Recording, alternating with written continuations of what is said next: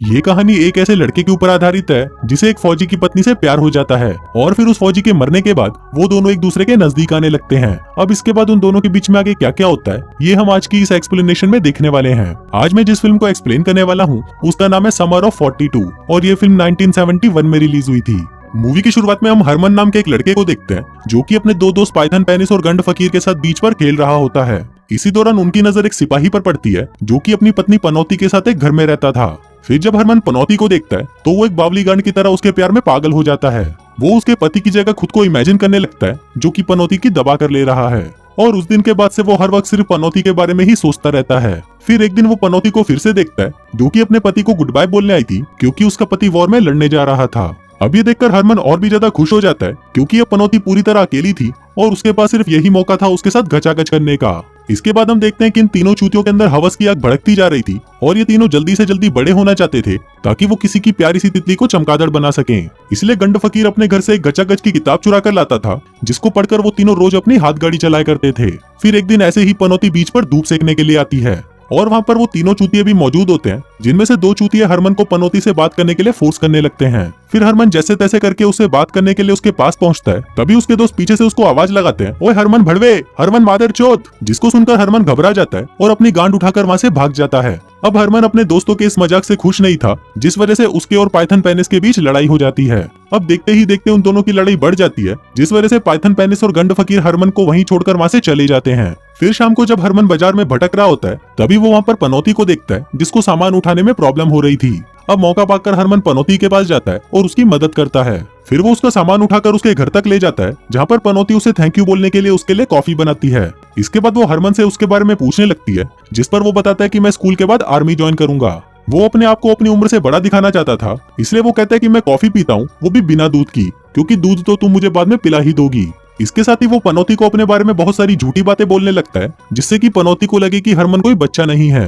फिर उसके घर से बाहर आने पर उसे उसके चूतिए दोस्त मिलते हैं जो उसे कहते हैं कि हमने 3 लड़कियों का जुगाड़ कर लिया है और आज रात को हम उनके साथ मूवी देखने जाएंगे। फिर उसी रात वो तीनों भाईजान की मूवी देखने जाते हैं और वहाँ पर वो तीनों लड़कियां भी पहुंच जाती हैं। तभी उन लड़कियों को देखकर गंड फकीर अचानक घबरा जाता है और वो डर कर वहाँ से भाग जाता है। अब वहाँ पर ये दोनों ही बचे थे इसलिए उन तीनों लड़कियों में से एक लड़की की पिछवाड़े पर लात मारकर उसे भगा दिया जाता है और बाकी बची हुई दोनों लड़कियां हरमन और पाइथन पेनिस के साथ मूवी देखने अंदर चली जाती हैं। वहीं हरमन जब अंदर जा रहा होता है तभी वहाँ पर उसे पनौती मिलती है जो उससे कुछ जरूरी काम करवाने के लिए अगले दिन उसे अपने घर पर बुलाती है। अब दोस्तों आप खुद ही समझ जाओ कि ये जरूरी काम क्या होगा। अगले दिन हरमन नहा धोकर सीधा पनौती के घर पहुंच जाता है ये सोचते हुए कि आज तो पूरी रात दंगल होगा, लेकिन वहाँ पहुंचते ही पनौती उसे अपने घर का काम करवाने लग जाती है। फिर काम पूरा होने पर हरमन जैसे तैसे अपनी दिल की बात पनौती को बता देता है और उसे कहता है कि वो आई शहर में लोगों ने उसे घूरा, ब्रा खोल उसका दूध पी गए पूरा, गंड भेदक आया और उसका दाम बोल दिया, वो कुछ कहे उससे पहले उसका नाड़ा खोल दिया, गंड भेदक की हरकतें बहुत गंदी थी, अगले ही पल उसके हाथ में उसकी कच्छी थी, बेड पर चादर रंग बिरंगी थी, कुछ पलों में वो पूरी नंगी थी, गंड भेदक के पास ना आईपीएल ना निरोध था, उसके मन में बस इसी बात का विरोध था। वो डरती रही और करती रही, करने से पहले वो जितना खिलखिला रही थी बेड पर वो उतना ही चिल्ला रही थी। गंड भेदक उसकी हूत की वादियों में खो गया, नीचे देख बहन की घोड़ी मेरा भी खड़ा हो गया। अब ये सुनकर पनौती मुस्कुराने लगती है और वो हरमन के माथे पर एक किस करती है। अब यहाँ पर हरमन पनौती से प्यार करने लग गया था लेकिन पाइथन पेनिस का ध्यान तो सिर्फ एक ही चीज पर था और वो हरमन को भी यही एडवाइस देता है कि उसे जल्दी से जल्दी पनौती के साथ गचागच कर लेना चाहिए। इसके साथ ही वो हरमन को ये भी बताता है कि आज रात हम उन दोनों लड़कियों को बीच पर ले जाने वाले हैं और वहाँ पर हम सब मिलकर पार्टी करेंगे। फिर रात को पाइथन पेनिस अपनी बंदी पिंकी के साथ गचागच करने के लिए जंगलों के बीच में चला जाता है और वहीं हरमन दूसरी लड़की चिंकी के साथ बीच पर बैठा हुआ बातें कर रहा होता है। यहाँ पर इस लड़की को पता नहीं था कि पाइथन पेनिस उसकी दोस्त के साथ क्या कर रहा है, लेकिन जब उसे इस बात का पता चलता है कि इन दोनों ने उसे यहाँ पर बजाने के लिए बुलाया है तो चिंकी तुरंत अपना पिछवाड़ा उठाकर वहाँ से भाग जाती है।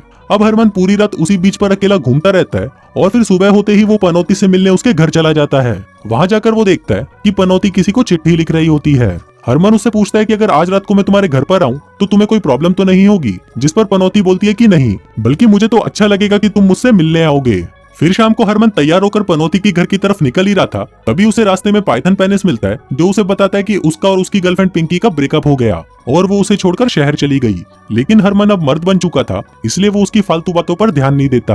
अब ये देखकर पाइथन पेनिस गुस्सा हो जाता है और वो हरमन से झगड़ा करके वहाँ से चला जाता है। इसके बाद जब हरमन पनौती के घर पर पहुँचता है तो वो देखता है कि उसके घर में कोई नहीं है और हर तरफ सन्नाटा है। हरमन जब वहाँ पर उसे ढूंढने लगता है तो उसे वहाँ पर पड़े हुए एक टेलीग्राम से पता चलता है कि पनौती का पति वॉर में शहीद हो गया है। अब वो उस टेलीग्राम को पढ़ ही रहा होता है कि तभी कमरे से पनौती बाहर आती है जो कि रो रही थी। अब हरमन उसे वहीं खड़े रोता हुआ देख रहा था और तभी वो उसे कहता है कि वो उसके दर्द को समझ सकता है। इसके बाद पनौती म्यूजिक प्लेयर से म्यूजिक चलाती है और हरमन को उसके साथ डांस करने को कहती है।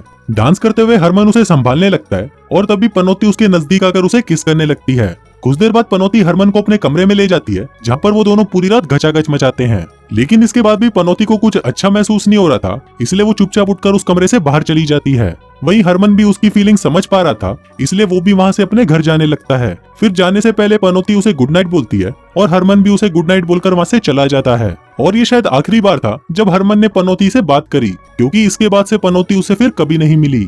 फिर अगली सुबह हरमन के पास पाइथन पेनिस आता है और वो दोनों आपस में बात करके अपना झगड़ा खत्म करते हैं। इसके बाद हरमन वहाँ से उठकर पनौती के घर की तरफ निकल जाता है और वहाँ पर उसे पता चलता है कि पनौती ये आइलैंड छोड़कर पिछली रात ही चली गई है और जाते जाते वो अपने पीछे एक नोट छोड़ गई है जिस पर हरमन का नाम लिखा था। फिर हरमन उस नोट को लेकर वहीं बैठ जाता है और उसे पढ़ने लगता है। उसमें पनौती ने लिखा था कि उसे ये आइलैंड छोड़कर अपने घर जाना पड़ेगा क्योंकि अब उसे बहुत से अधूरे काम पूरे करने हैं। साथ ही उसने ये भी लिखा कि उसे उम्मीद है कि वो उन दोनों के बीच में हुई उन चीजों को समझेगा और उन्हें गलत नहीं मानेगा। वो हरमन को हमेशा याद रखेगी और उम्मीद करती है कि वो भी हमेशा खुश रहेगा। अब ये बातें पढ़कर हरमन उस दिन के बाद से हमेशा ही पनौती को याद करता था और उस दिन के बाद से उसने पनौती को कभी नहीं देखा और ना ही उसे उसकी कोई खबर मिली। अब उसके साथ हुए इस इंसिडेंट ने उसे हमेशा के लिए बदल दिया था और अब वो एक लड़के से एक मैच्योर इंसान बन चुका था। और इसी के साथ ही ये फिल्म यहीं खत्म हो जाती है। तो दोस्तों, आपको ये एक्सप्लेनेशन कैसी लगी मुझे नीचे कमेंट करके जरूर बताना। और अगर आप ऐसे ही और वीडियोस देखना चाहते हैं तो इस वीडियो को लाइक करके मेरे चैनल को सब्सक्राइब जरूर करना। मैं मिलता हूँ आपसे अगले वीडियो में, तब तक के लिए।